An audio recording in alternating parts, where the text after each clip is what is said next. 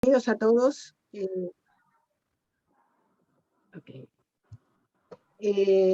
Bienvenidos a este seminario sobre el tema de la generación de trabajo, cómo salir a la exclusión social y como una perspectiva de las organizaciones sociales. Creo que es un tema de muchísima importancia. Sabemos que tenemos casi el 45% de la población fuera del mercado salarial tradicional, digamos, o sea que población que se encuentra en la informalidad o en el desempleo, y con las organizaciones sociales cumpliendo un rol muy importante, con la economía popular, ¿no? Basada en esta idea de que, del principio de que los sectores excluidos crean su propio trabajo, ¿no? Estas son las condiciones en las que nos encontramos ahora. No solo su propio trabajo, sino también en muchos casos sus circuitos de comercialización.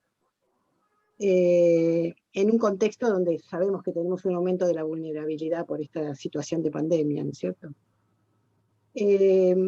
Así que vamos a contar con unos expositores realmente muy valiosos, ¿no? Vamos a contar con la participación de Agustín Latelis, que es economista, docente, asesor de sindicatos, y que nos va a contar sobre este famoso programa de desarrollo humano.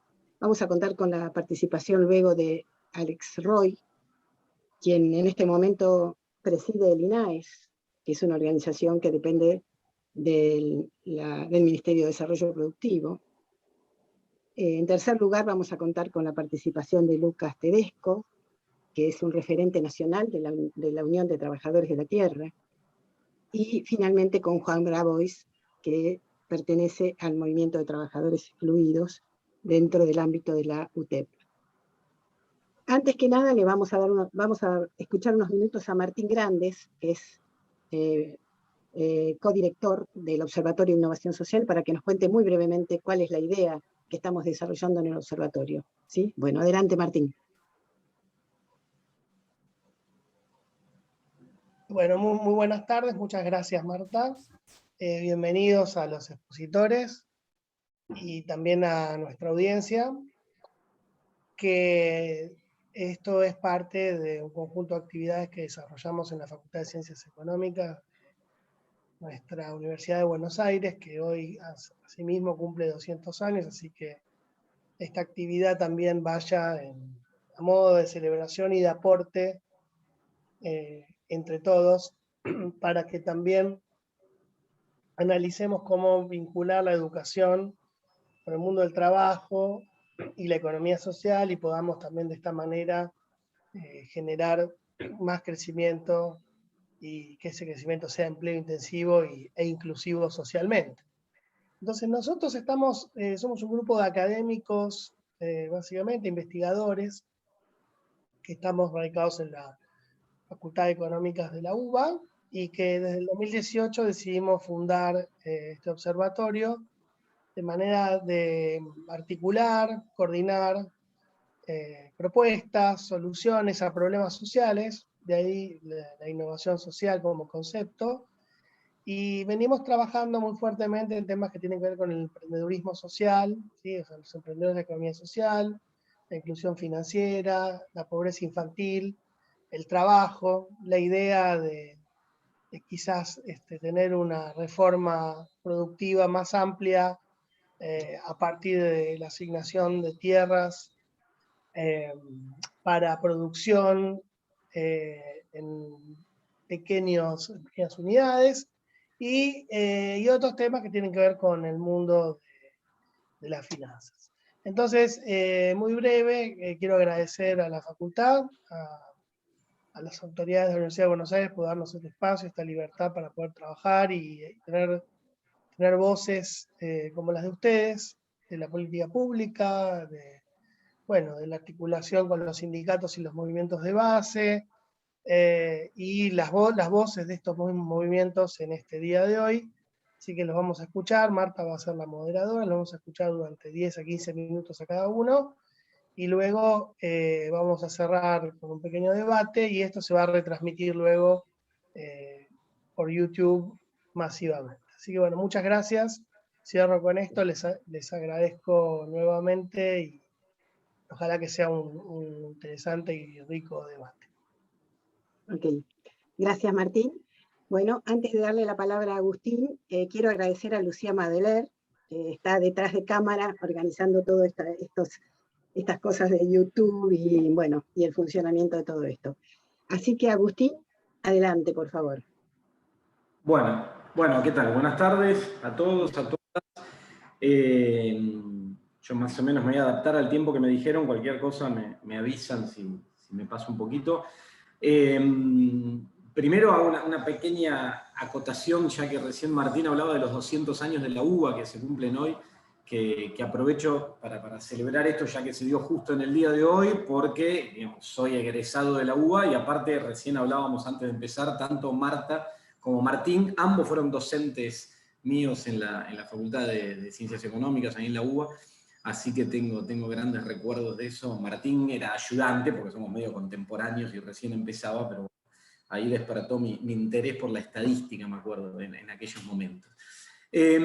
Bueno, a ver, la idea un poco de esto es contar algunas cuestiones en el breve espacio de tiempo con el que cuento, de lo que venimos trabajando el último tiempo en el plan de lo que llamamos el Plan de Desarrollo Humano Integral, que es un plan que empezó a trabajarse hace ya un tiempo, surgió de la combinación de diferentes fuerzas, ideas originales que venía trabajando Juan Grabois, que está acá también en el panel y que va a hablar en un rato, así que muchas de estas cuestiones que tienen que ver más con aspectos políticos también se los dejo a él. Venía trabajando originalmente de los movimientos sociales un programa muy interesante, muy ambicioso, que tiene que ver con una serie de puntos que ahora voy a comentar. Y por otro lado, desde los sindicatos, desde algunos sindicatos, pero un conjunto muy importante, se venían trabajando y pensando algunas ideas también en el marco de la pospandemia, la necesidad que tiene la Argentina de salir de esta crisis, de generar empleo y de atacar definitivamente los problemas que hace tantos años vienen acechando sobre la Argentina y sobre la sociedad. Y se dio la conjunción de estas cosas. Algunos de los temas que veníamos trabajando tenían puntos en común, y ahí es donde, desde el acercamiento de Juan y los secretarios generales de muchos sindicatos, se empezaron a unir estas cosas, estas fuerzas, y conformamos, en mi caso, una mesa técnica económica con algunos otros economistas, Itai Hackman, por ejemplo, que está ahora como diputado nacional y que viene trabajando hace mucho con Juan, y empezamos a trabajar muchas de estas cosas en conjunto para darle más potencia y para darle un aspecto más abarcativo todavía al programa. Entonces, voy a contar un poco, mi aporte es como economista en esto y en algunos temas vinculados con las formas de financiamiento de este programa, y también, en particular, con cuestiones vinculadas con una de las patas de todo esto que ahora voy a comentar, que es el transporte, porque además yo vengo trabajando hace un tiempo como asesor en algunos sindicatos vinculados al transporte, en particular al tema ferroviario, y hace tiempo que vengo trabajando desde ahí en una serie de acuerdos entre ferroviarios y camioneros, que me parece que es algo muy importante, porque siempre se planteó como una dicotomía y como cierta rivalidad, y sin embargo se está trabajando en conjunto en cuestiones que tienen que ver con el transporte multimodal, que es uno de los ejes de este programa. Pero para arrancar, digamos, a modo de introducción, de dónde surge todo esto, de que en la Argentina estamos atravesando una serie de problemas muy graves, macroeconómicos, que derivan en programas sociales, en problemas sociales muy importantes, propios nuestros de la Argentina, a los que se suman, a partir de la crisis que se dispara el año pasado, una serie de problemas macroeconómicos de carácter más internacional que toman mayor visibilidad y magnitud durante el impacto de la pandemia. En particular, en la Argentina sabemos que venimos con una situación muy complicada a partir de lo que está pasando con la inflación hace ya varios años, que se agravó en los últimos, donde pasamos de un registro de inflación alta, como teníamos hasta 2015, en torno al 20-25%, a un registro de inflación muy alta, como el que tenemos actualmente. Bueno, hace un rato se confirmaron los datos de julio y seguimos con registros interanuales por arriba del 50%. Esto genera una serie de complicaciones económicas muy importantes. Venimos con un nivel de actividad baja después de la política económica de los 4 años del gobierno de Macri, que debilitó muchísimo el mercado interno, le pegó al empleo, a la pequeña y mediana empresa, a la industria, y a partir de esa situación ya de nivel de actividad muy bajo, tuvimos la pandemia del año pasado, y ahora, de una manera que cuesta, y ahí es donde va nuestro aporte, intentamos ver cómo sostener y cambiar aspectos estructurales de nuestra economía para aprovechar esta situación y justamente avanzar en ese sentido. Estamos en una situación de empleo muy bajo y precario, donde la informalidad y la precariedad en el empleo son 2 grandes problemas que tenemos. Una economía sin financiamiento externo y con complicaciones muy serias a la hora de encontrar financiamiento interno, con el Fondo Monetario adentro, después de lo que hizo Macri en su última etapa, y con las restricciones fiscales y monetarias que impone el Fondo Monetario y la necesidad de un acuerdo con el Fondo Monetario, de un nuevo acuerdo, digamos. Ese es el cuadro de situación complejo que hoy tiene la Argentina. Por otro lado, nosotros en el trabajo, que además después, yo voy a comentar algunas cuestiones principales en un espacio breve de tiempo, pero después lo vamos a difundir para que puedan adentrarse en eso y ver un poco mejor de qué se trata. Observamos a nivel ya más global que hay cuestiones vinculadas con un capitalismo financiero que acorrala a la economía real, y que ese es uno de los puntos que hay que atacar. Vemos una preocupante contracción sobre la industria de carácter global, una situación de desempleo estructural muy importante, precarización en las condiciones de trabajo, aumento de la informalidad, el cuentapropismo, etc., y una desigualdad creciente, ¿no? Como fenómenos a identificar globales y con un impacto muy fuerte en la Argentina. Y a partir de eso, y del diagnóstico y de lo que veníamos observando, y de la necesidad de salir de esta cuestión de la pandemia y aprovechar el momento para generar cambios de carácter estructural, planteamos una serie de objetivos en este programa que llamamos de Desarrollo Humano Integral. Uno de ellos es nada menos que crear trabajo, ¿sí? Y ahí la idea y la intención del programa, y después los números y los detalles y los multiplicadores y algunas cosas que ahora voy a comentar por arriba, pueden verla cuando después puedo mandar para que difundan el programa. Al final del camino, la idea es crear 4 millones de puestos de trabajo en lo que tiene que ver con lo que denominamos la economía popular, y algo así como 243.000 empleos registrados, ¿sí? Todo esto vinculado a la idea de poblar la patria, ¿sí? Generar pueblos jóvenes, comunidades rurales, organizadas. Vinculado a esto existe el tema de la actividad en la construcción, y de ahí la creación de trabajos vinculados con la economía popular y la creación de empleos registrados.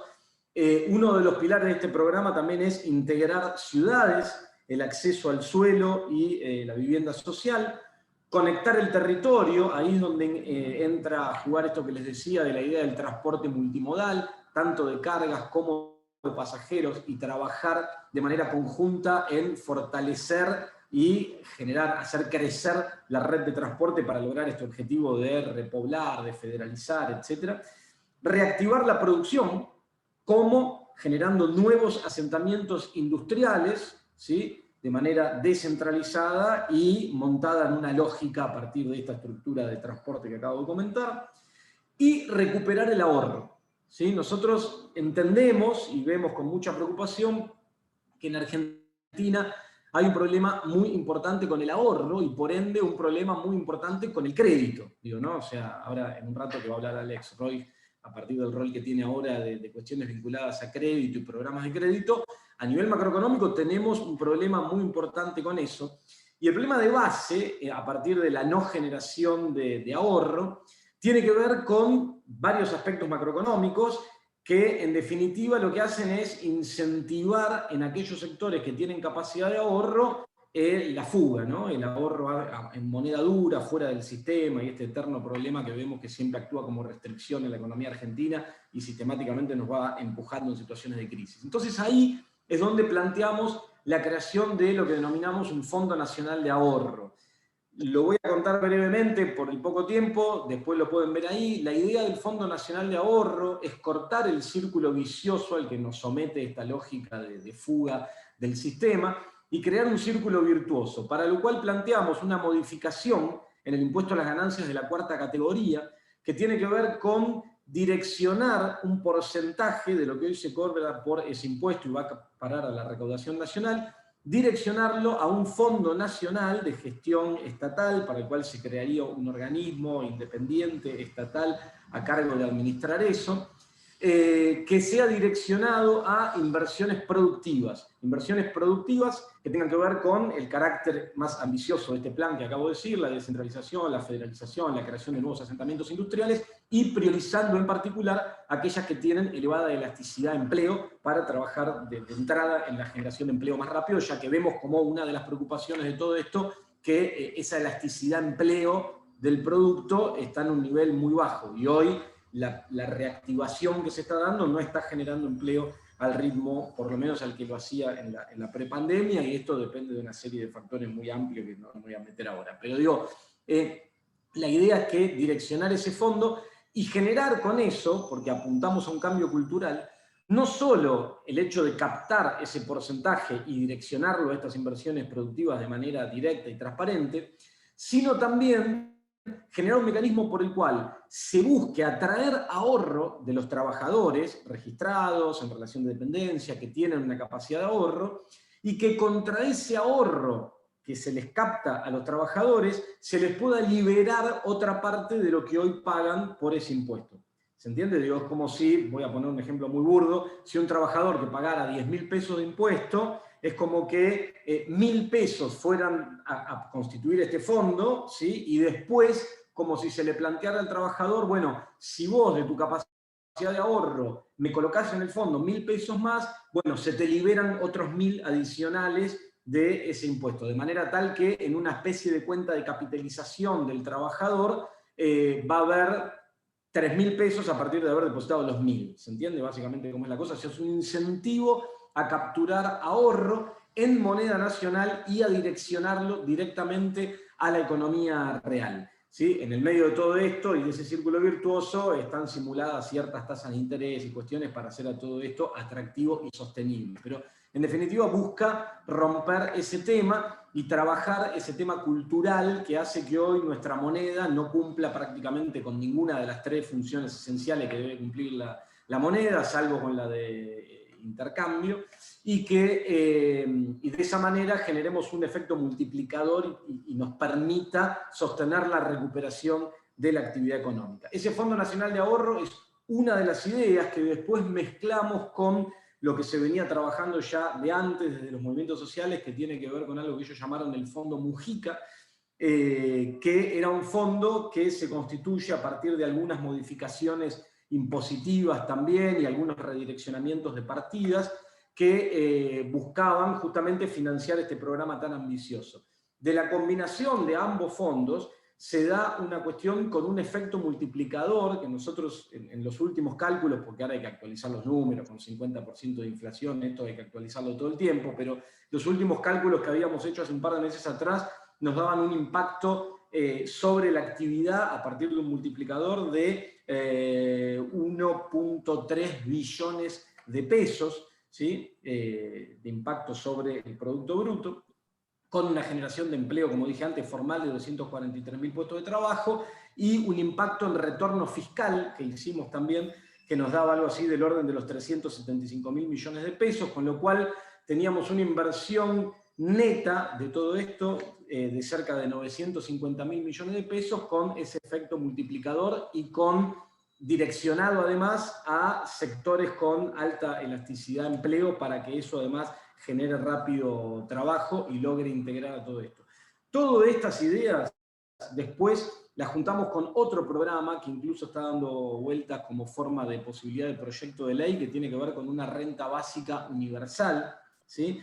Que también es una de las ideas que venimos trabajando en el marco de todo esto, donde creemos que la oportunidad que se plantea a partir de esta pandemia y de estas características principales que hablaba al principio que estamos observando acá y en el mundo, nos permite atacar los problemas de fondo y generar modificaciones estructurales que son necesarias para poder salir de esta situación en la que estamos, con niveles de pobreza, como todos conocen, de cerca del 42%, desempleo en 2 dígitos. Perdón, Agustín, te quedarían unos 2 minutos nomás, para no Dale, ya extendernos. cierro con esto. Y de carácter bien estructural. ¿Sí? Digo, más allá de la coyuntura y de las intenciones que hay hoy en términos de modificación de mínimo de impuesto a la ganancia para liberar recursos y en la búsqueda de recuperar poder adquisitivo a través de algunas negociaciones paritarias y de esa forma estimular el consumo y estimular la demanda y lograr sostener un poco el crecimiento, creemos que son medidas coyunturales, que están bien, que todo suma, pero que es un momento muy importante para generar estos aspectos de modificaciones estructurales que hagan que la economía argentina no siga chocándose con estas restricciones a lo largo del tiempo y que entonces la repoblación, el transporte, la reindustrialización de la Argentina, la rápida generación de trabajo y de trabajo en las economías populares, de empleo registrado y de cuestiones como el Fondo Nacional, que busca apuntar aspectos culturales, como es el ahorro nacional y romper con ese círculo vicioso, son clave para aprovechar el momento y salir de esta situación buscando modificar esos aspectos. Si no, la verdad es que lamentablemente vemos con mucha preocupación, más allá de la terrible coyuntura que estamos atravesando, que el panorama hacia adelante, la verdad que es muy desalentador. El tiempo es muy breve, todo esto que cuento muy rápido porque no me daba, está con todos los cálculos, los números y los resultados y los impactos hechos en el estudio que tenemos del programa de desarrollo humano integral, que lo podemos hacer llegar para que a cualquier interesado se lo manden y pueda verlo con detalle y nos haga llegar las inquietudes del caso. Bueno, perdón si me estiré algo más. Gracias. Bueno, muchas gracias, Agustín. Y le damos ahora la palabra a Alexander Roy del INAES. Muchas gracias, Marta. Perdón, ¿Sí? discúlpame, Alexandre, la interrupción. Tenemos un problema que tiene Juan, que se tiene que retirar 18:50, me acaban de informar. Si a vos no te resulta incómodo... Sí, perdón. No es que me tengo que retirar, tengo que apagar la cámara porque tengo que hacer unos movimientos de buscar niños, sacar niños, poner niños mientras hablo. Así que si me dejan hablar a mí ahora, después yo sigo participando de la actividad, pero bueno, sin cámara. ¿No te molesta, Alexander? Para nada, dale nomás. Disculpen la interrupción, era para comentarles eso. No, por favor. Gracias. Adelante entonces, Juan. Bueno, adelante, Juan. Nos gustaría mucho conocer tus propuestas frente a esta situación, ¿no? Bueno, a ver, 2 o 3 planos. Me voy a centrar en el tema del salario básico universal, porque es lo urgente. Después está lo importante. El primer plano es que el paradigma del capitalismo tecnocrático, la economía del descarte, que es un paradigma internacional, ¿no? Global, diríamos, que es el que denuncia el Papa Francisco en sus encíclicas y en sus discursos, es el problema de fondo.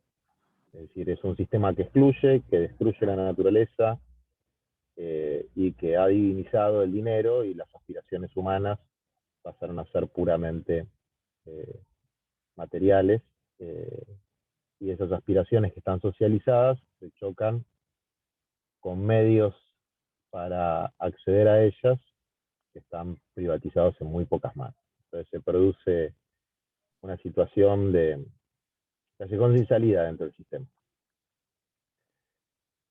Eso hay que tenerlo en cuenta para comprender los límites que tiene la acción que podemos realizar a nivel nacional, que son más estrechos incluso que los que podríamos tener si construyéramos la unidad latinoamericana, que venía por un camino que se fue truncando y que ahora hay que ver si vuelve a aparecer, ¿no? Entonces hay algunos aspectos que van más allá de lo que podemos hacer a nivel de nuestro propio Estado. El segundo elemento es que nosotros creemos que lo que diferencia un Estado neoliberal de un Estado social, popular, de un Estado de derecho pleno, es la capacidad que tenga el Estado de planificar. Es decir, de tener una secuencia de acciones que le permitan llegar a determinados objetivos. Cuando los economistas del mainstream hablan de plan económico, por lo general se refieren a las reglas macroeconómicas, ¿no? Inflación, a la macro. No se refieren a, por ejemplo, el desarrollo demográfico o la ubicación de las ciudades o un plan de obras quinquenal. Es decir, eso pareciera ser que no es economía, que es un problema de obras públicas, de producción, etc.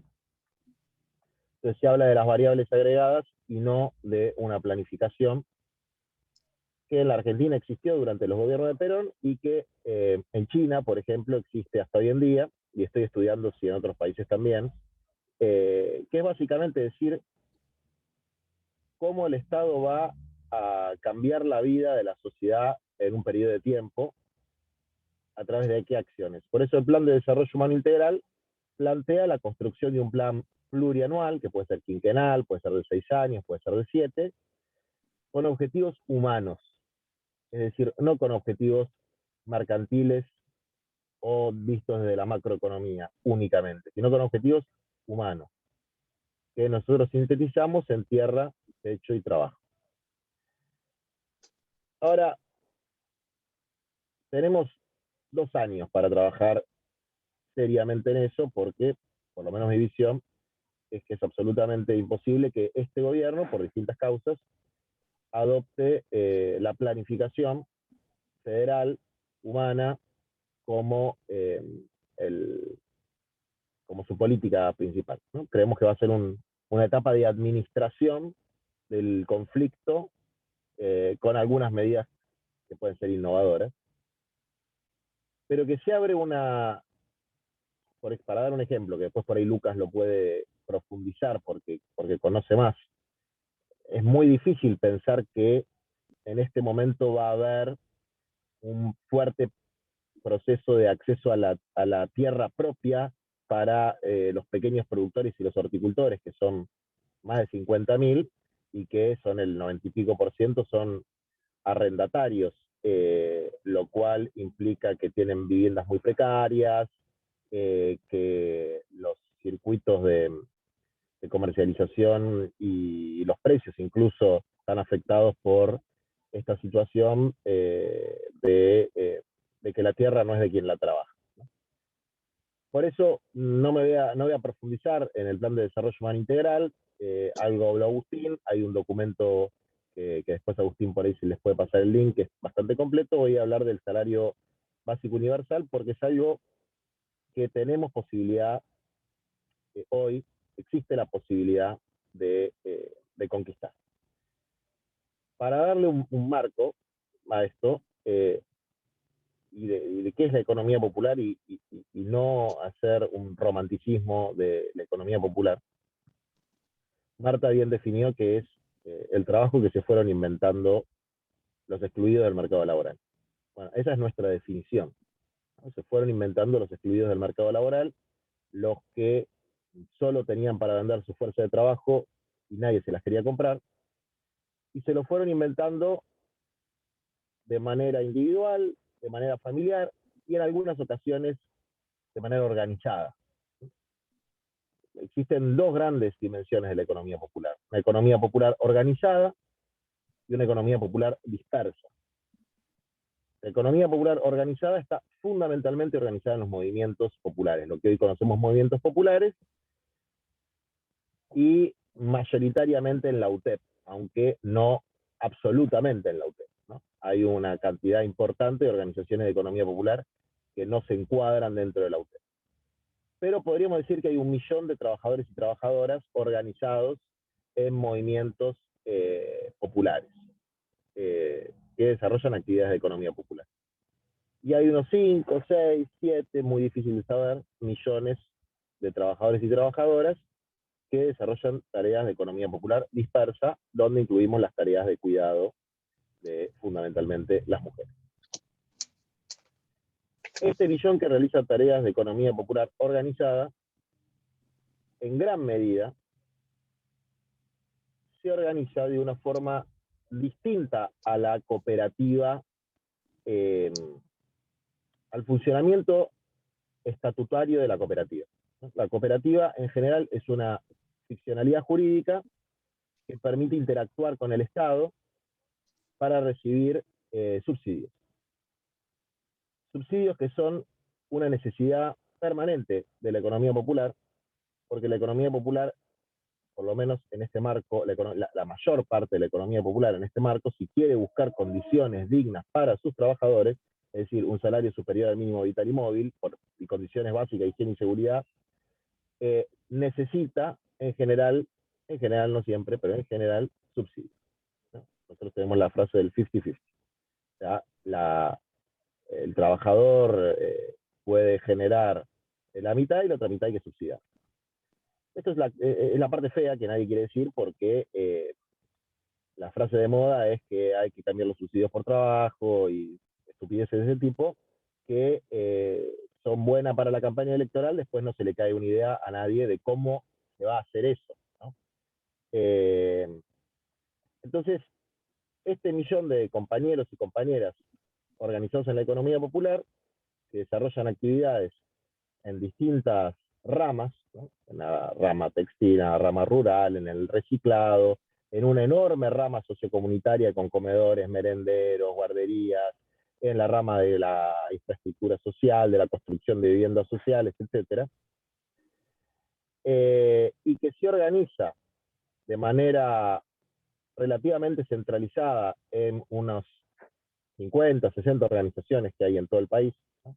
Son más, pero digo, las más importantes, tienen un derecho, que es el salario social complementario, que hoy está en el marco del potenciar trabajo, que se obtuvo a partir de una ley de 2016, que se votó por unanimidad. Están registrados en el RENATREP, muchos de ellos tienen monotributo social y acceso a una cobertura de salud, y nosotros, en el Plan de Desarrollo Humano Integral, decíamos, bueno, en un periodo quinquenal podemos crear 4 millones de puestos de trabajo de esas características, ¿no? Con salarios moderados, ¿no? Con una modesta prosperidad, como dicen los chinos, con salarios moderados, con medios de producción un poquito mejores, y en una planificación que rinda a la producción de valor social. Y eso es lo que queremos hacer. O sea, eso hoy no va a pasar. Hoy no va a suceder. Hoy hay 2 opciones, básicamente, ¿no? La primera opción es que la 9 de julio se convierta en un ring, donde cada grupo va a las patadas a ver si consigue un cupo del salario social para un trabajador, un compañero que le está pasando mal. Porque es la única ventanilla que hay para conseguir este salario social complementario. Y hay por lo menos 9 millones, ¿no? Nuestro cálculo es 9 millones, de los cuales muchos están en la categoría de inactivos, que es una categoría muy mentirosa, la categoría de inactivos, como la categoría de desocupados, ¿no? Ni los inactivos ni los desocupados son ni inactivos ni desocupados, todos trabajan, o en el sector de cuidados, o trabajan produciendo, estudian, digamos, de algo, son estudiantes pobres, o trabajan en actividades que no están declaradas, ¿no? Que por la encuesta la declaran como desocupado. Ahora, yo en mi vida conocí en ningún barrio a alguien que vive tomando birra y tirado en la cama, como es el estereotipo del vago. No lo conozco, no conozco ese personaje. Ese personaje social es un personaje inexistente, digamos. Puede ser un 0.01% de la población con toda la furia. Entonces, las fuerzas sociales ahora estamos tratando de plantear algo que a nosotros no nos fortalece como fuerzas sociales, pero que es una necesidad del pueblo, que estos 9 millones de trabajadores y trabajadoras que realizan una actividad pero de manera dispersa, de manera no organizada, puedan salir de la indigencia y reducir la brecha de pobreza. Y eso es el salario básico universal. Es decir, es el piso. Y el Plan de Desarrollo Humano Integral implica que paulatinamente esos 9 millones se van incorporando, muchos de ellos, o al sector de economía popular organizada, o al sector de la economía privada, promocionada, de las pymes, etc. Esa es básicamente la teoría, esa es la propuesta, esa propuesta vale 1,5 puntos del PBI, ¿no? Que son 3 puntos de gasto primario. Bueno, eso o hay que ampliar el déficit, o hay que redireccionar partidas, o hay que cobrar más impuestos. Digamos. Son las 3 opciones que hay. No sé, por ahí a alguno se le ocurre otra, a mí todavía no se me ocurrió. Agustín, por ahí hay otra, pero entonces eso, ¿no hay otra? No. Entonces de algún lado tiene que salir. Si eso no sucede, eso o algo parecido, porque puede ser algo con un universo más chico, etcétera, pero si eso no sucede, además del enorme sufrimiento del pueblo argentino, mi visión, que no es la visión de una amenaza ni una extorsión, porque nosotros somos los chicos buenos de la película. Nosotros somos los que tratamos de evitar la violencia social. No solamente nosotros, incluso organizaciones como el Polo Obrero, que encuadra las protestas en una manifestación grande. No, va a ser otro tipo de grupos o la propia espontaneidad de la gente la que va a generar desestabilización y violencia que va a hacer más daño todavía al país. Entonces, mi visión es que no hay forma de garantizar la estabilidad social en la Argentina hoy sin garantizar de manera urgente una política masiva de transferencia de ingresos a la población en edad laboral que no los tiene. Que además opino que es una buena política para mantenerla en forma permanente en el mundo que se viene, con tantas inestabilidades, por lo menos tener la garantía de que la línea de indigencia la cubrís. ¿Hay plata en la Argentina para hacer eso? Pero desde luego que hay plata para hacer eso. Si uno ve como los subsidios de las tarifas eléctricas, de las de gas, de las de agua, que lo reciben los ricos y los pobres, las grandes multinacionales y las pymes, sin ningún tipo de segmentación, bueno, evidentemente ya solamente con retocar eso conseguimos el puntito que necesitamos. Muchas gracias. Gracias, Juan. Bueno, después supongo que podrás estar para recibir preguntas, ¿no? Sería muy interesante. Voy a estar todo el tiempo, porque en general trato de estar siempre, pues no me gusta irme después de hablar. Bueno, ok. Pero voy a estar con el pibe, qué sé yo. ¿Cómo puedo? La vida como viene, como dicen los curas. ¿Ya lo entrenaste para que conteste preguntas? No sabes lo que es. No sabes lo que es. Bueno, dale. Apago la cámara, pero sigo escuchando. Ok. Muchas gracias. ¿Seguimos con Alex entonces? Bárbaro. Gracias. Me viene bien hablar después de Juan porque me permite seguir un poquito en esa sintonía. Bueno, primero, gracias Marta por la invitación. Conversamos el otro día. Martín, estar en el observatorio, compartir la mesa con Agustín, con Lucas y con Juan es un lujo. Estamos en un marco universitario. Aprovecho para felicitar a todos los miembros de la comunidad de la UBA por su bicentenario. Pero justamente me gustaría retomar, ya que estamos en un marco universitario y que nos invitan a propuestas concretas, retomar algunas cuestiones que escuchamos tanto en la intervención de Agustín como en la de Juan. En primer lugar, señalar algunos puntos de observación, ¿no? En primer lugar, dar cuenta que gran parte de las propuestas de innovación que hay en el país vienen de las organizaciones. Lo que presentó Agustín, lo que habló Juan, la línea de la UTT, que conozco y seguramente Lucas presente después, proponen algo diferente. Lo cual en sí mismo es algo para valorar, y creo que es algo que para la clase política me parece que es importante tomar nota de que las propuestas más innovadoras vienen de las organizaciones. Segundo punto, que muchas de las propuestas que llevamos adelante son propuestas que logran conciliar transformaciones de largo plazo y transformaciones estructurales con la urgencia.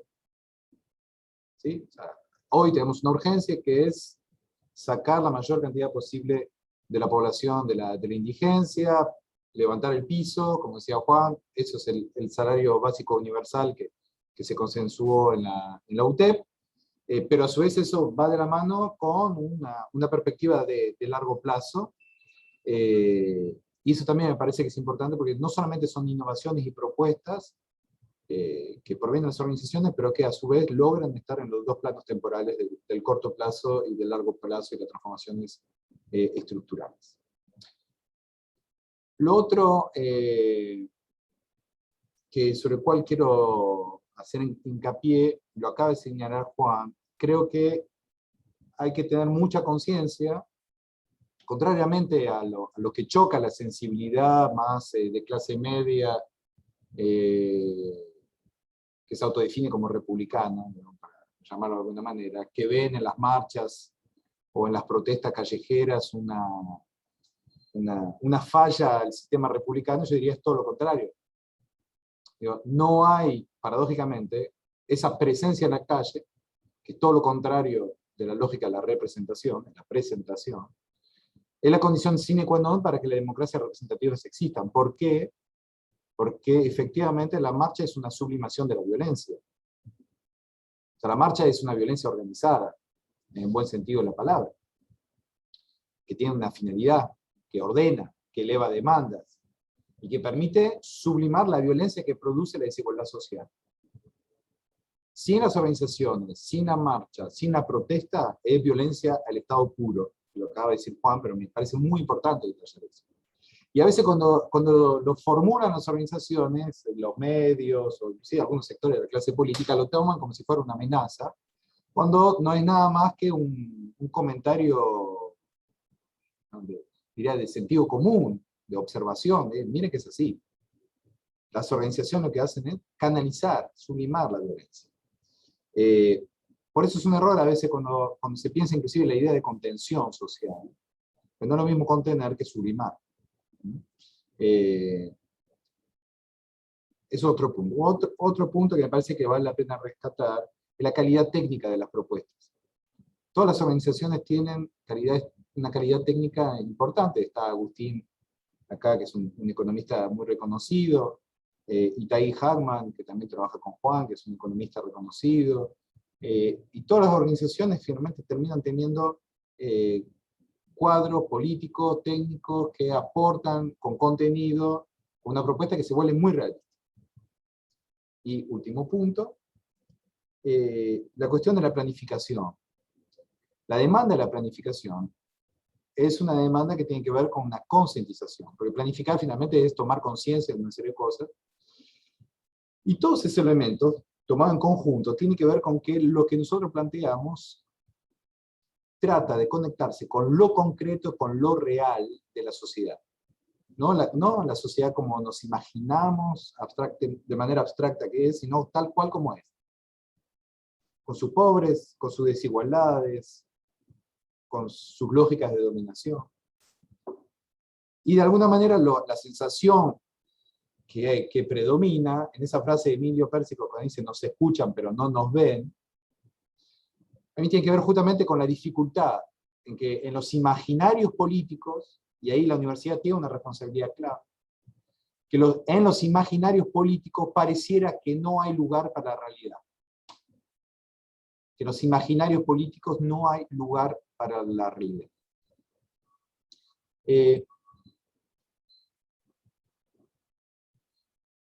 Me gustaría leer un minuto una cita. Mire, voy a citar un texto de Fernando Rosso, que es el director del diario La Izquierda, que cita a Mariátegui en un texto que publicó en Le Monde Diplomatique. Cita a Mariátegui y dice: los libertadores fueron grandes porque fueron, ante todo, imaginativos. Insurgieron contra la realidad limitada, contra la realidad imperfecta de su tiempo. Y eso es exactamente, creo que lo que hoy hacen las organizaciones. Las organizaciones finalmente cumplen la función imaginativa de los libertadores. Tratan de ampliar los imaginarios desde la realidad. Dicho eso, voy a pasar a una cuestión más concreta, que es lo que nosotros, por lo menos ahí ya me pongo en mi rol de funcionario público. No veo ninguna contradicción, de hecho, entre el funcionariado público y lo que acabo de decir, más como militante o como intelectual, porque creo que hay un gran continuo. Hay un primer punto, me parece que hay 3 elementos, para hacerlo de manera muy sintética. Primero, la reorganización del trabajo. De la dictadura a esta parte, hay un proceso que es propio a la violencia de la dictadura y a la violencia del neoliberalismo, que tienen que ver con desorganizar el trabajo. ¿Qué significa desorganizar el trabajo? Que hoy en día la mitad de la población económicamente activa está en una relación de dependencia, sea pública o privada, es una forma de estar organizado, medio que esté bien y que esté mal, es una forma de estar organizado. Y un 50% que tiene otras formas de organización del trabajo. Insistiendo siempre en esa otra forma de organización del trabajo, que no es la informalidad como categoría, y que tiene que ver con el principio básico que también recordaba Juan, que todo el mundo trabaja, porque nadie vive de un plan social, nadie vive del aire, con lo cual todo el mundo trabaja. Si partimos esa premisa y no perdemos tiempo en discutir si la gente trabaja o no trabaja, si es vaga, si no es vaga, si es buena, si es mala, si no tenemos una discusión moral sobre el pueblo, sino una discusión concreta sobre el pueblo, cómo se organiza, entonces ahí hay varios caminos posibles. Las organizaciones han planteado un camino de organización. Es cierto lo que dice Juan, que las formas actualmente existentes de cooperativas son formas que para muchos compañeros son formas que están lejanas a su realidad, a su posibilidad, y por eso, de hecho, hoy lanzamos la modificación del sistema de matrícula de las cooperativas de trabajo, que va a permitir no solamente un trámite simplificado, pero además la posibilidad de constituir una cooperativa de 3, con cooperativas segmentadas, con distintos niveles, con distintas obligaciones vinculadas a eso, y que esperamos pueda salir en tiempos que sean tiempos realistas en relación a la producción, no los meses que tardaba en el INAES la matrícula hasta ahora. Eso es un primer paso. Un segundo paso que estamos trabajando, que la cooperativa, ¿por qué uso esa figura cooperativa? Podríamos usar otras figuras nuevas, pero justamente yo creo que estamos en condiciones de reformular la figura cooperativa para que esté adaptada a la realidad del mundo del trabajo y que sea una herramienta de la organización del mundo del trabajo. Otro elemento que estamos trabajando, y espero poder concretarlo en los próximos meses, es hacer que las cooperativas sean agentes de retención, que los trabajadores dejen ser monotributistas y que tengan el estatuto de trabajador asociado. Y que podamos generar un régimen de seguridad social propio al mundo cooperativo, y esperamos cooperativizando la mayor cantidad posible de trabajadores o trabajadoras. Nosotros lanzamos RENATEP, el Registro Nacional de Trabajadores y Trabajadoras de la Economía Popular, que ya tienen 3 millones de inscriptos, la mitad dicen trabajar en un proceso asociativo, lo cual no significa que estén en una cooperativa, significa que trabajan con otros. Bueno, eso requiere un trabajo que permita tanto una forma normativa como un sistema de derechos que favorezca la constitución de este proceso. Es importante también subrayar el hecho que en esa reorganización del trabajo, además de la herramienta cooperativa que nosotros defendemos, sabemos que tiene muchas fallas, pero que tiene un potencial grande para contribuir a la reorganización del trabajo, no será la única herramienta, el tema de la organización por ramas, que ha sido muy importante, ha sido una discusión fuerte, que, entre otras cosas, los compañeros aquí presentes han impulsado, pero que permite justamente ampliar los imaginarios laborales y entender que hay nuevas actividades, que son justamente aquellas actividades que fueron descartadas por el capital y por el Estado, y que no ha permitido justamente que sean masivamente organizadas, y que las organizaciones proponen que sean masivamente organizadas. Esos son algunos elementos concretos de un proceso de reorganización. El segundo elemento, que me parece fundamental también para los procesos productivos, y es cierto que es una política que sirve sobre todo por aquellas organizaciones que ya están constituidas, aquellas unidades productivas que ya están constituidas, que tienen que ver con el acceso al crédito. Y nosotros desde el INAES estamos proponiendo un sistema de crédito no bancario, es algo que circula mucho públicamente en estos días. ¿Qué significa un sistema de crédito no bancario? Digámoslo por la positiva. Un sistema de crédito que provenga del sector cooperativo y mutual. Porque en Argentina hay un sector cooperativo y mutual de crédito muy desarrollado, agazapado, en el sentido que se protege frente a las ofensivas del sistema financiero. ¿Por qué se protege las ofensivas del sistema financiero? Porque es un sector que desde la dictadura de esta parte, de hecho, uno de los grandes objetivos de la ley de entidades financieras fue destruir las cajas de ahorro. Ustedes hablaban de los procesos, los productos de ahorro, existía Agustín antes, pero también fueron destruyendo los grandes mecanismos de ahorro popular, como la tarjeta, las libretas de ahorro postal y otros mecanismos que había de ahorro, y también todos los mecanismos de crédito municipal que tenemos a disposición. Bueno, esto en gran medida sigue existiendo en mutuales y cooperativas de crédito, sigue alimentando la vitalidad de muchos pueblos del país, sigue ignorado dentro del sistema financiero. Lo que proponemos concretamente son 3 pilares de ese sistema financiero. Una superintendencia de cooperativas mutuales de crédito que dependa del INAES, que permita tener control de lavado de activos y por otra parte, transparentar un régimen de información financiero. Segundo pilar, generar un mecanismo de crédito productivo a través de fideicomisos, de fondos mutuales de inversión y de préstamos directos de mutuales a cooperativos. Ya hemos hecho varias experiencias en ese sentido que han sido muy fructíferas y que nos permitiría movilizar un sistema que, además de servir para el sistema cooperativo, podría servir claramente para el sector PYME, que también tiene amplias dificultades para acceder al crédito. Y el tercer factor, que es la organización del crédito al consumo en el sector cooperativo y mutual, a través de un sistema único a nivel nacional de código de descuento con limitaciones de niveles de endeudamiento y regulación de tasa, que es lo que estamos proponiendo, y que parte del excedente del sistema de consumo vaya al crédito productivo. ¿Por qué esos dos elementos? Porque estamos convencidos que en el centro de la política tiene que estar los trabajadores, las trabajadoras y los productores y las productoras, que ese es el sujeto político central, que después deviene consumidor, pero que no es en primer lugar consumidor y después entra en el sistema económico. Y el tercer punto, que tiene que ver con la planificación territorial, que tiene que ver, y así le doy pie al compañero de la UTT, que tiene que ver con repensar el territorio nacional. La Argentina hoy en día, así como tiene 16% de su PBI en crédito, es uno de los países con peor ratio de crédito sobre PBI del mundo, entre los 10 últimos. Argentina tiene, según algunos datos oficiales, 8% de población rural, contra 20-30% en muchos países. O sea, estamos al nivel de Liechtenstein, que es un país-ciudad, ¿no?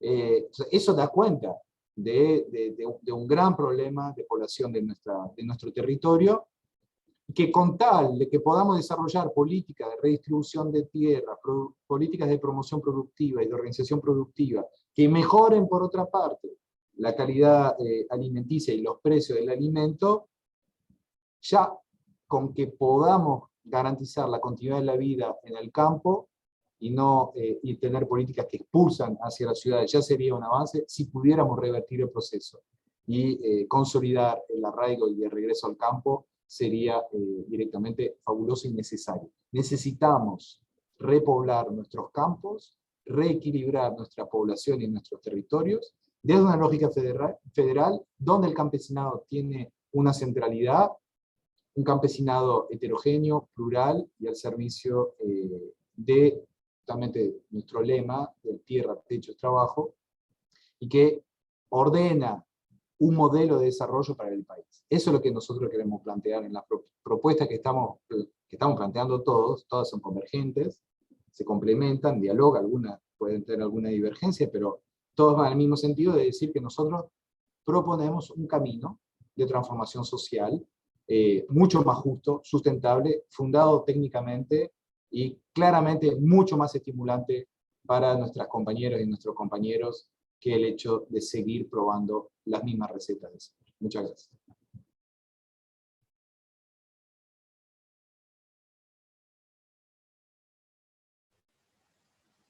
Está muteada, Marta. Sí, perdón.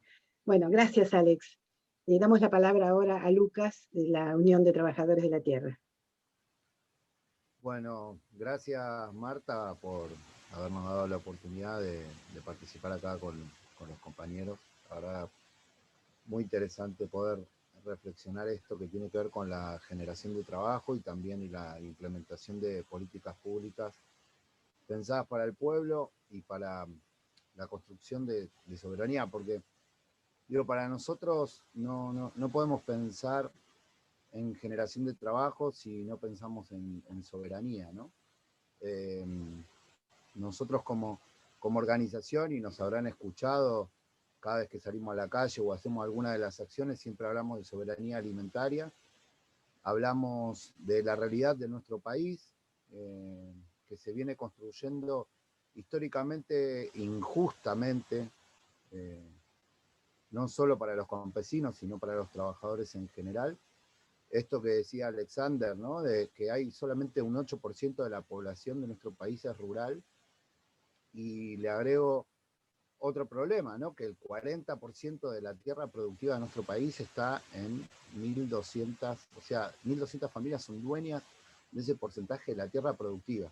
O sea, nosotros no podemos pensar en generación de trabajo si no hay un reordenamiento, y ese reordenamiento, obviamente que lo que pone en discusión es la soberanía de nuestro país. Si pensamos en la generación de trabajo y seguimos apostando a las inversiones extranjeras como parte, ¿no?, de esa idea, bueno, vienen las inversiones, viene el trabajo, que lo único que terminan, y en el último tiempo, para lo que concierne a nuestro sector, que son, digo, esto de las mega granjas porcinas, digo, seguir concentrando la economía en pocas manos a través de una necesidad de otro país, digo, pensar en el trigo transgénico, que hoy hay en la Argentina sembrada 25.000 hectáreas a través de un acuerdo con el Estado Nacional para producir trigo transgénico, digo, poniendo en peligro la salud de todos y de todas.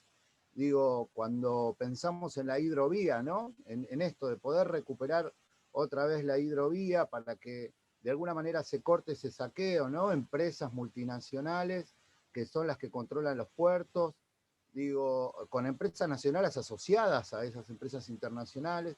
Digo, si no reorganizamos la cuestión de la soberanía, si no damos la discusión para todos nosotros, no, la verdad que por más de que haya, digo esto que decía Grabois, por más de que haya un salario universal, por más de que haya salarios sociales o planes, a nosotros creemos, y a las organizaciones, y Juan lo viene diciendo también, digo, estos salarios o planes sostenidos en el tiempo, para nosotros son el subsidio al saqueo, porque lo que tenemos que generar justamente es poder recuperar esa soberanía, esa matriz productiva, poder recuperar, generar arraigo. Nosotros, una de las propuestas de nuestra organización de la UTT es la ley de acceso a la tierra, digo, que tiene que ver con eso, con la redistribución de la tierra. No estamos pidiendo que nos regalen nada, simplemente poder acceder a créditos acordes a la situación del campesinado en la Argentina, de los pequeños productores. Digo, porque si no generamos arraigo, es imposible generar empleo, es imposible generar producción, es imposible competir con la economía dolarizada, ¿no? Estamos estancados en una economía que está calzada en el dólar, donde los insumos para producir tienen que ver con las producciones de empresas internacionales que se instalan en nuestro país. Nosotros damos la discusión también, para nosotros parte de los ejes fundamentales para cambiar la matriz productiva y empezar a hablar de soberanía alimentaria, tiene que ver con la ley de acceso a la tierra, tiene que ver con la promoción de la agroecología, tiene que ver con el acompañamiento por parte del Estado, que es algo que se está pensando, esto que decía Alexander, digo, de poder acompañar a las cooperativas. Hay miles de cooperativas en nuestro país reales que producen alimentos, cooperativas que tienen más de 50 años, que vienen sorteando los diferentes procesos económicos. Nosotros hoy, parte de nuestras propuestas, que ya las venimos llevando adelante, digo, con algunos ejemplos. Nosotros, durante el macrismo, logramos construir nuestros propios canales de comercialización, pese al macrismo, ¿no? En un momento en donde el pequeño productor era bastardeado, fuimos reprimidos, y bueno, y la situación general económica obviamente se agudizó, y así todo pudimos abrir nuestros almacenes, pudimos abrir nuestros mercados. Hoy tenemos un mercado mayorista de productos cooperativos, donde participan más de 100 cooperativas de nuestro país que producen alimentos. Digo, hay muchísimas formas de construir alternativas y generar trabajo, pero todas ellas están atadas a la soberanía, ¿no? Yo creo que si no pensamos realmente y seriamente en buscarle una vuelta y empezar a dar la discusión más allá de un Estado promoviendo la producción o las grandes exportaciones para poder sostener la deuda, obviamente que hay que pagarla, pero al mismo tiempo tenemos que buscar la alternativa de alguna manera para sustituir el saqueo, ¿no? Sabemos que no puede ser de la noche a la mañana, sabemos que el Estado necesita, que los gobiernos necesitan dólares, sabemos cuál es la realidad, sabemos que necesitamos la soja, pero el discurso tampoco puede ser que no podemos producir si no envenenamos.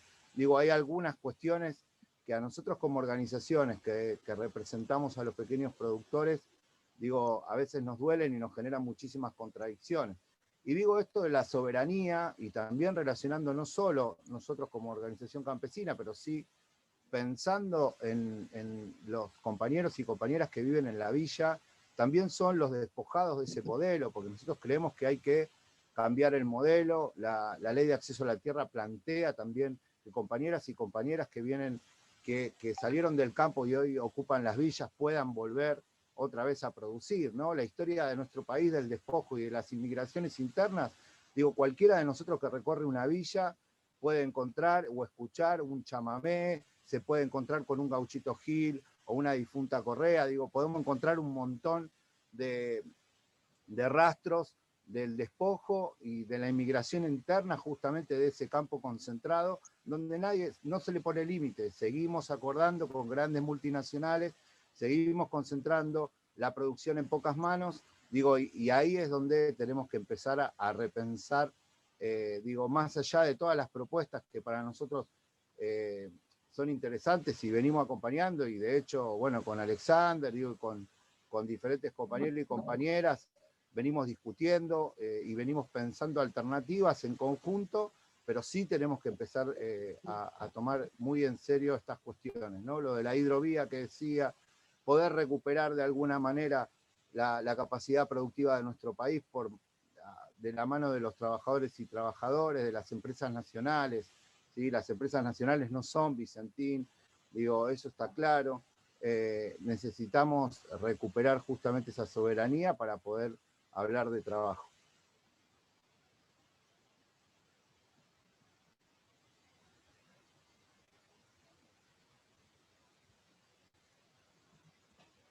Muchas gracias, Lucas. Podemos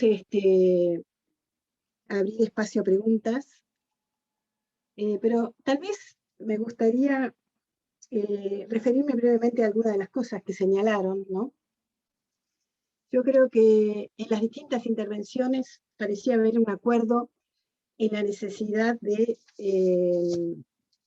cambios estructurales, ¿no es cierto? En la intervención de Agustín se planteó el tema de este tipo de cambios que van más allá de lo macro, siempre aclarando de que lo macro tiene que funcionar bien, porque si no, estamos en un problema muy serio en este país con la falta de estabilidad macroeconómica. Pero más allá de eso, Agustín planteó a partir del Plan de Desarrollo Humano Integral la importancia de una serie de factores que van más allá de lo macro, que creo que hubo coincidencia en general en los distintos oradores, ¿no? El acceso al suelo, la integración del territorio.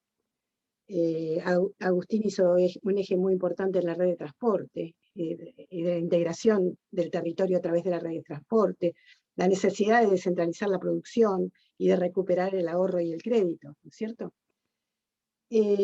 O sea que estas modificaciones estructurales fueron planteadas también por Juan Grabois, ¿no? Que habló de este salario básico universal y la necesidad de la capacidad del Estado de planificar, ¿no es cierto? O sea, él planteó justamente estos cambios estructurales a partir de la existencia de planes plurianuales, ¿no es cierto? Y la importancia de este salario básico universal, lo plantea Juan, No porque la gente no trabaje, es decir, es cierto, todos está, digamos, no es que hay 9 millones de inactivos, la gente está haciendo algo, pero evidentemente no es suficiente para vivir, y por eso se necesita un complemento del ingreso de los trabajadores, ¿no es cierto? Y él dice que calcula más o menos que este subsidio requeriría alrededor de 1,5% del PBI, ¿no es cierto?, para complementar estos salarios.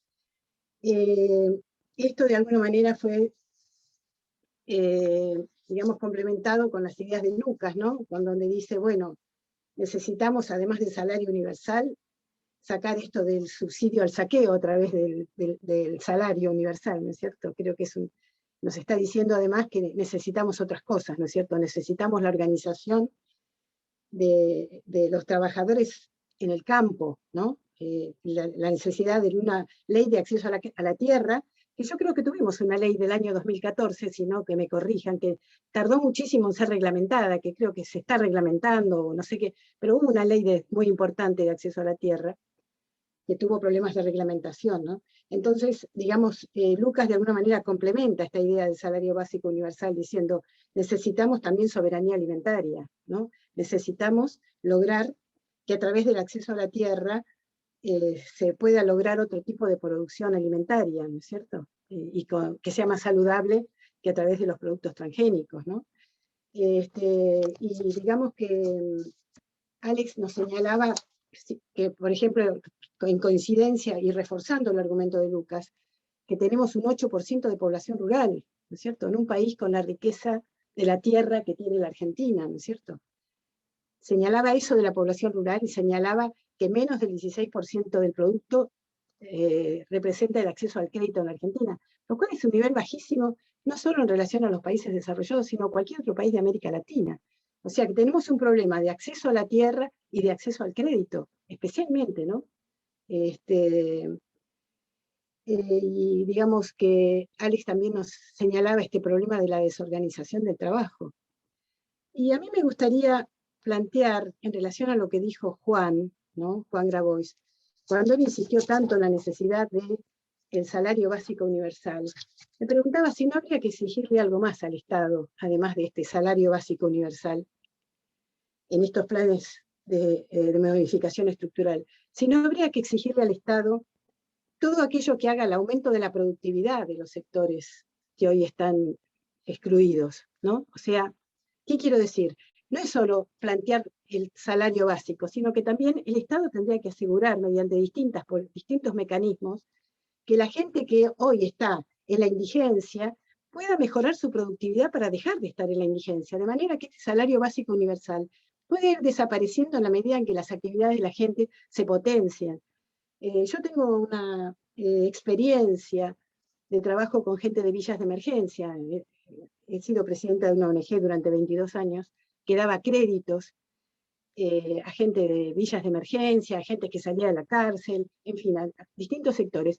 Y lo que nosotros veíamos a través del seguimiento de estas personas es que a través de la capacitación y de otros mecanismos, estas personas crecían mucho. Entonces yo creo que los cambios estructurales que se deben plantear para las personas que reciban este salario, para las personas que están en la indigencia, es aumentar su productividad, porque esto también sería un cambio estructural fundamental, y yo creo que la gente tiene capacidades en la medida que podemos expandir esas capacidades. Hay un premio Nobel que es Amartya Sen, que dice que el desarrollo es la expansión de las capacidades de las personas. Entonces yo creo que acá es muy importante plantear esto como dentro de las modificaciones estructurales que nos estamos planteando, a ir aumentando las capacidades de las personas, y yo creo que haciendo se va logrando esto, se puede lograr en las cooperativas, se puede lograr a través de las organizaciones populares, que yo creo que seguramente lo están haciendo, están generando capacitaciones y aumentando la productividad, pero yo creo que esto es algo que también se le debe pedir al Estado, que instrumente todas las herramientas. Por ejemplo, en el caso de los trabajadores de la tierra, la Argentina cuenta con el INTA, ¿no es cierto?, que puede ayudar muchísimo a aumentar la productividad de los trabajadores, ¿cierto? Entonces, creo que este es un aspecto muy importante. Me gustaría conocer la opinión de ustedes. Probablemente yo creo demasiado, ¿no?, como economista, o a través de esta experiencia de mi trabajo con microcréditos, creo muchísimo en la posibilidad de expandir las capacidades de las personas. De manera que el ingreso básico, que debemos aclarar que no es para todo el mundo, universal, básico en el sentido que es a los sectores más indigentes, que no llegan a un mínimo de ingresos, ¿no es cierto? Que sea como una cosa que se plantea en tanto esas personas puedan crecer. Y yo creo que este es un aspecto muy importante, y un poco va como pregunta también hacia todos ustedes sobre cómo ven esto que yo estoy planteando, ¿no?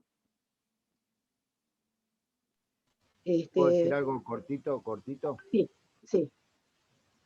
Nosotros que representamos a trabajadores de la tierra, que son y trabajadoras que están en la informalidad, pero como decía Juan también, trabajan todos los días, de lunes a lunes, bien temprano, no acceden a una vivienda digna, no acceden a la tierra, no acceden a una salud digna también, muchos y muchas. Digo, y para mí esto es la clave para todos nosotros y nosotras, la clave es el acceso a la tierra, ¿no?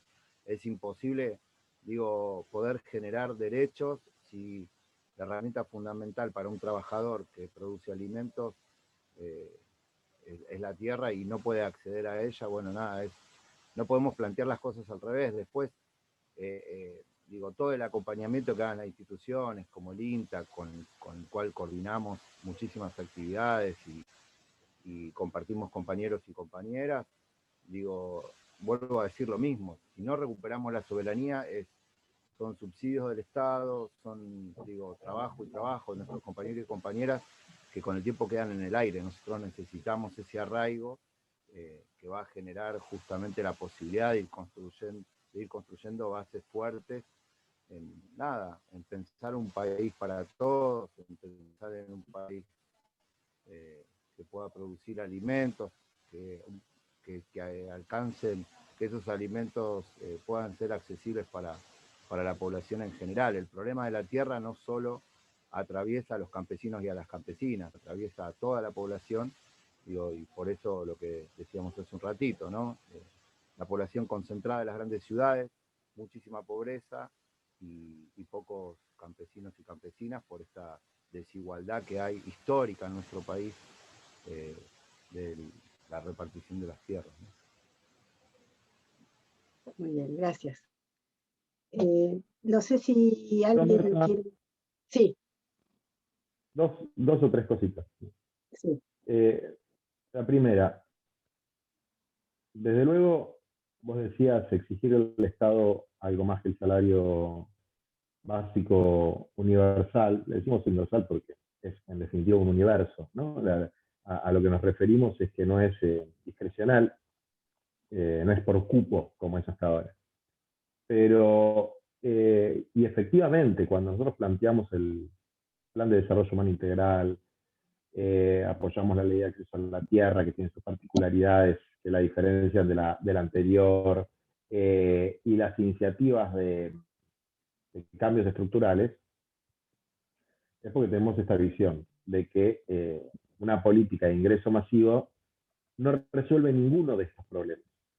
No resuelve ni el problema de la tierra, ni el problema del techo, ni el problema del trabajo.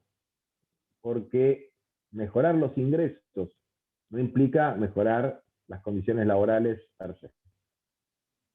Entonces, yo elegí ocupar mi tiempo en cuál es el punto fundamental de la pelea hoy para que la Argentina no entre en una espiral descendente que nos deje en un piso más bajo. ¿Ya? Y que tiene que ver con que no hay estabilidad macroeconómica si no hay estabilidad política, y no hay estabilidad política con estos niveles de pobreza e indigencia que tenemos hoy. Entonces, me estoy tratando de centrar en eso. Pero si uno lo ve en la perspectiva más profunda, más de mediano, largo plazo, más estratégica, yo tengo algún contrapunto con esta idea de la productividad, ¿no? Porque hay que tener cuidado con qué quiere decir la productividad. Porque la productividad en los términos en los que hoy está medida es una productividad que no es humana. es una productividad mercantil, no es humana. Es decir, ¿cuál es la productividad de una compañera que le da a 30, 40 pibes todos los días la leche, amor, paciencia, tiempo? Eso no se mide en ningún lado, es muy difícil de medir. Entonces, la productividad medida en los términos convencionales es hasta, te diría que, un parámetro de mal desarrollo. Entonces hay que buscar otras medidas de productividad. Y que hay que tratar esto, el Papa Francisco es muy claro con esto. Yo tengo que hablarlo después un poco con Alex, que desde que asumió no me llamó. Así que nos encontramos en los eventos, yo tampoco lo llamé, lo tengo que llamar, que es tener cuidado de, el Papa dice una cosa así, que es muy sabia para mí, que es que la realidad es superior a la idea, pero quiere decir básicamente lo mismo dijo Alex, y que lo tenemos que hacer, que es no tratar de encajar la realidad en nuestras ideas, sino que nuestras ideas sean una captación de la realidad y que la puedan transformar positivamente, pero a partir de la realidad que existe hoy y que es diversa, variada, etcétera, y construir los instrumentos para poder abordar esa realidad. Y uno de los instrumentos que yo creo que hay que construir, que no sé si se llama cooperativa o unidad de gestión, como se llama el potencial de trabajo, tiene que ver con lo inverso de lo micro, ¿no? Que es lo grande. O sea, las organizaciones se sostienen hoy en el tiempo y tienen capacidad de iniciativa, capacidad de lucha, pues son grandes y no están fragmentadas. Si vos fragmentás, no voy a hablar del UTT, voy a hablar del movimiento al que yo pertenezco, el MT. Si vos lo fragmentás, son 90.000 personas. Si la fragmentás en 900 cooperativas de 100 personas, la destruís. Destruís la organización. Destruís su potencialidad. Destruís su capacidad de organizar masivamente el trabajo. Entonces, que hay que entender esta realidad de la comunidad organizada masivamente, no en pequeños proyectitos, o en pequeños proyectos, no digo proyectitos como una descalificación, digo proyectitos por su escala, en proyectos de pequeña escala, sino pensar en las escalas de masa que hemos logrado construir los movimientos populares con un montón de defectos, con un montón de errores, con un montón de desviaciones, pero que se han podido sostener en el tiempo por esa masividad y el poder que otorga esa masividad.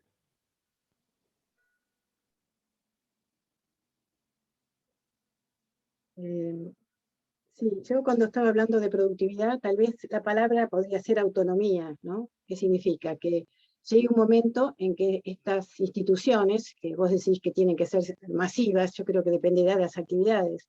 Probablemente se necesiten instituciones de distintos tamaños en función de esas actividades, pero que puedan tener un cierto grado de autonomía, es decir, que en algún momento puedan ser sustentables. Y para eso necesitan capacitaciones y una organización que vaya mejorando con el tiempo, ¿no? Yo discrepo con esa visión, y es un poco con lo que, y creo que es un debate muy importante, porque es como también, yo no creo que la autarquía o la autonomía financiera o la productividad en términos de poder realizar un valor que te, digamos, que logre eliminar el subsidio del Estado, sea un valor en sí mismo, y además va a contramano de lo que pasa, por ejemplo, en Francia con la agricultura familiar. Está totalmente subsidiada. Yo creo que a lo que hay que darle autonomía económica es a las multinacionales, por ejemplo, Edenor, Sur, las petroleras, las de gas, que todas cobran subsidios multimillonarios. Las empresas de ¿cómo se llama?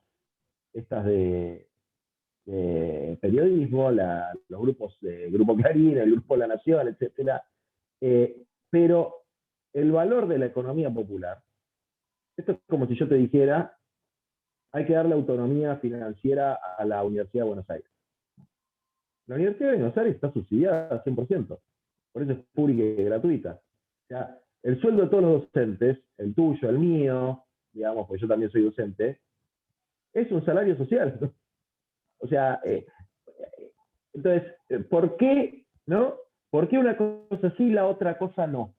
¿No? Eso yo lo que quiero también que problematicemos. No es para saldar ahora la discusión, es para decir, No. bueno, pongámoslo también, veamos si esto de que hay que lograr una autonomización del subsidio del Estado para el sector de la economía popular es algo deseable, es algo posible, o si no estamos de alguna manera casi moralizando la cuestión. Bueno, me parece que es muy interesante como para dejarlo como discusión, ¿no es cierto? Entiendo tu postura, pero bueno, me parece que sería muy interesante poder desarrollar una discusión sobre esto. El ejemplo que pusiste sobre Francia, sabemos que Europa subsidia a su sector agropecuario, y que tiene que uno de sus mayores gastos justamente es la política agrícola común, porque ha decidido que la gente no abandone la tierra, justamente que no pase como nos pasa a nosotros, que tenemos un 8% de la población rural. Ellos quieren mantener a la población en el campo, saben que el campo no es la pampa húmeda argentina, ¿no? Sino que no puede competir internacionalmente, y es una política social la de mantener a la gente en el campo. Es una situación diferente, ¿no? Pero bueno, me parece que se generó una polémica interesante, que es como para seguir discutiéndola, ¿no es cierto? Bueno, no sé si alguien más quiere Y yo, señalar a mí algo. Sí. me gustaría, Agustín, si querés, dale. Prendimos el micrófono al mismo tiempo, viste que el micrófono es como... Bueno, cualquiera de los dos. Dale, Agustín, nomás. No, yo simplemente, el debate este es súper interesante, pero obviamente que da para profundizar mucho más. Simplemente a modo de cierre, digo, me parece que se abre una oportunidad a partir de esto muy especial para debatir y poner en práctica lo antes posible este tipo de abordaje integral y que apunta a, de alguna manera, se podrán discutir las particularidades, a solucionar los temas estructurales que enfrenta la economía argentina, y en el marco de un programa económico muy abarcativo, que es lo interesante de esto, porque es cierto lo que marcaba Juan hace un rato, que los economistas mainstream generalmente, cuando hablan de economía, no hablan, no te digo, ni de demografía, ni de cuestiones de transporte, ni de ubicación territorial, no hablan ni de distribución, ¿no? Digamos, es muy, muy concentrado en función a ciertos intereses que ya conocemos, donde transita el debate económico. Entonces, plantear desde un punto de vista económico una salida, una solución que apunte al aspecto integral, a la repoblación, a la descentralización, a considerar el transporte, a todo lo que venimos hablando, a apuntar a los problemas culturales, si se quiere, que tienen que ver con nuestra propia historia económica. Por eso marcaba el tema del ahorro, de la necesidad de generar instrumentos de ahorro, de potenciar el crecimiento, la generación de empleo. Me parece que todo eso está en este plan. Entonces, lo cual no quiere decir que sea un plan infalible y dueño de la verdad, ni mucho menos. Me parece que ponerlo sobre la mesa y empezar a discutirlo seriamente es urgente porque estamos, la verdad, que hace mucho tiempo metidos en un debate coyuntural que no nos va a sacar de esta situación, y donde creo que el miedo este que marcaba Juan hace un rato, de la degradación constante que estamos observando, no la vamos a poder frenar. Entonces, el momento es este, de poner todo esto sobre la mesa y debatirlo. Y creo que el esfuerzo que estamos haciendo en el marco de este plan de desarrollo humano integral es poner todo esto en un conjunto, con una lógica de conjunto, con una lógica económica, con los números sobre la mesa, para decir, bueno, a ver qué pasa si hacemos esto. Y entonces apuntamos a un montón de frentes, ¿no? Mejorar la competitividad sistémica de la economía, un montón, digo, de esa manera, apuntarle a la restricción externa, digo, se abren un montón de frentes, es como un juego a varias bandas que planteamos en este trabajo. Bueno, me parece que es momento de discutirlo seriamente ponernos de acuerdo y poner en práctica lo antes posible. Nada, a modo de cierre, no me quiero hacer más largo, el otro debate es súper interesante, pero te dejo, Alex, dale. Y yo simplemente, también me parece que las categorías vinculadas a las capacidades de Amartya Sen, que vos recuperabas, Marta, y que focaliza mucho en la cuestión de la individualidad y el problema de la productividad. Me parece que está en un plano de discusión que no nos permite llevar adelante otro plano de discusión que para nosotros es clave, que es, finalmente, uno de los grandes problemas de la economía es qué se hace con el excedente. Y ahí hay un tema, estamos en la Facultad de Ciencia Económica, ¿no? La definición de ciencia económica sería como, ¿qué hacemos? ¿Cuáles son las asignaciones racionales en un universo escaso? Y lo que nosotros venimos a plantear es qué se hace con el excedente. ¿Qué se hace con el excedente? Es qué se hace con el excedente de tierra. Porque los números que dan Lucas dan cuenta que hay un exceso de tierra en algunas manos. ¿Qué se hace con el excedente del capital? Por eso la cuestión del crédito. Porque finalmente el crédito productivo es una forma también de captar el excedente, o qué se hace con el excedente cuando se capta con los impuestos. Ahora, cuando uno empieza a preguntarse sobre la sociedad y la economía, sobre qué se hace con los excedentes, y lo desmoralizamos, como lo proponía Juan, bueno, veamos qué hacemos con el excedente. Porque total, si ponemos sobre la mesa, efectivamente, los usos sociales del excedente, vamos a ver que muchos de los excedentes están orientados a financiar sectores que son sectores concentrados y que tienen una gran capacidad de acumulación. Entonces, parece que vale la pena que asumamos esa conversación de manera realista, concreta, pero finalmente eso es lo que estamos planteando. Discutamos concretamente las cosas, sin tanta tergiversación ideológica, no digo, a mí me gusta la ideología, no es un problema, pero sin tanta tergiversación moralizada. Entonces me parece que hay mucho para trabajar si nos preguntamos qué hacemos con el excedente. Y vamos a ver que efectivamente, como en muchos países, se subsidia el trabajo. Se subsidia el trabajo por una razón política. Bueno, en este momento hay una muy buena razón política para subsidiar el trabajo. Que básicamente tenemos la mitad de la población que se está muriendo de hambre. Sí, bueno, quiero decir que estoy totalmente de acuerdo, que tenemos una urgencia absoluta y que, como planteaba Lucas, el acceso a la tierra es un tema fundamental. Lo que yo planteo es, ¿qué le pedimos al Estado, ¿no? Que además de salir de esta urgencia, Juan hablaba de planes plurianuales, bueno, ¿qué incluyen esos planes? La experiencia que yo tengo es que cuando una persona ve, o se me ocurre una cooperativa, cuando ve que puede salir por sus propios medios y puede llegar a tener una autonomía, puede sentir una gran satisfacción, ¿no es cierto?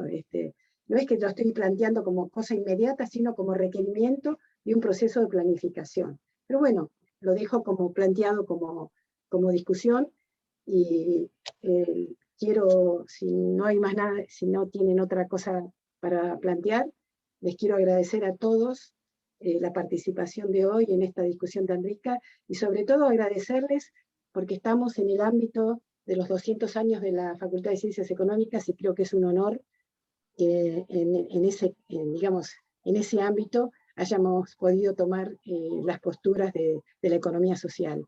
Creo que necesitamos que la universidad se involucre mucho más en las problemáticas de la economía social, porque todo cambio estructural tiene que tomar en cuenta la situación de la economía social justamente. Así que, bueno, les agradezco mucho a ustedes y a las personas que están escuchando esto, y cerramos aquí entonces. Muchas gracias, Marta. Muchas gracias. Muy contentos de haber podido participar. Mando un abrazo grande a vos y al resto de los panelistas. Yo también les mando un abrazo y, bueno, mucha suerte en esta economía social, que seguramente que la necesitamos, que la necesita la gente. Muchas gracias, hasta pronto. Gracias. Un abrazo. Chao, hasta luego. Hasta luego. Chao.